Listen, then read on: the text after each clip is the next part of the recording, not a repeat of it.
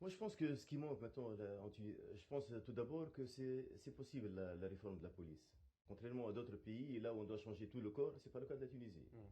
C'est possible, c'est pour ça qu'on voit des milliers de policiers, peut-être la majorité des policiers, qui respectent la loi et qui sont corrects. Mhm. Donc, à mon avis, c'est possible cette réforme. Mais ce qu'il faut faire pour les autres, les gens qui ne sont pas donc soucieux du respect de la loi, à mon avis, c'est instaurer de nouveau les inspections de police, parce qu'il n'y en a pas. C'est vrai qu'il y a théoriquement, Oui, oui, ça il y a, existe, oui. il y a l'inspection à chaque corps de police, la Mhm. garde nationale, la police. Mais après la Révolution, M. Rach a pris une position, une décision en fait d'annuler la haute instance Mhm. Voilà, d'inspection la qui, fameuse police des la polices, fameuse police voilà, des oui. polices qui avait 120 agents seulement, mais qui travaillait sur tout le territoire de la Tunisie, qui Et avait qui quand même, était un recours pour les citoyens. même sous Benali, ce n'était pas efficace, mais quand même, il y avait Il y avait un ça. effet dissuasif avec ces Ouais. 120 policiers qui ont été donc menacés et harcelés après la Révolution. Mhm. Pourtant, ils ne faisaient pas de la politique, hein, ils Mhm. contrôlaient la police. Peut-être qu'ils contrôlaient la police aussi pour des raisons politiques. Tout à fait. Ben Ali fait tout avec les institutions, Mhm. mais au moins, quand même, il arrivait à arrêter plusieurs policiers pour Mhm. corruption et autres.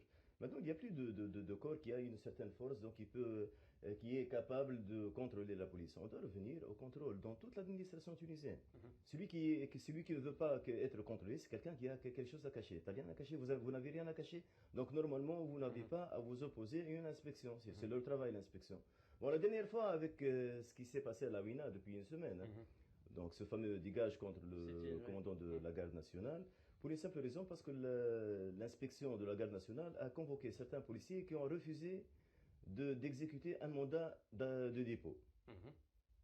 contre un policier qui parle Donc c'est contre c'est un agent de la garde donc c'est nationale une décision judiciaire normalement qui devrait être appliquée. qui devait être appliqué contre leur collègue, que je Oui. considère personnellement comme quelqu'un qui ne devait pas être arrêté parce qu'il a appliqué la loi 69, il a tiré sur quelqu'un dans les règles de la loi, d'après mon avis. Mhm. Hein. Mais de toute façon, c'est le juge qui a décidé autrement. Mhm. Et ça a été résolu. Après quelques jours, il a été libéré. Donc, il y a pas de problème. Mais par contre, des agents de la police armés qui refusent d'exécuter un mandat d'arrêt, à mon avis, c'est une très grande faute. C'est une faute lourde Mhm. qui devait justifier même leur arrestation. Mhm. Il devait être devant un tribunal. Bon, mais le ministère de l'Intérieur n'a pas décidé ainsi. Il a décidé tout simplement de les questionner ou de faire des interrogatoires administratifs au niveau de l'inspection de la garde nationale. Mhm. La réponse dégage au commandant de la garde nationale. Non, c'est une sanction interne. Oui.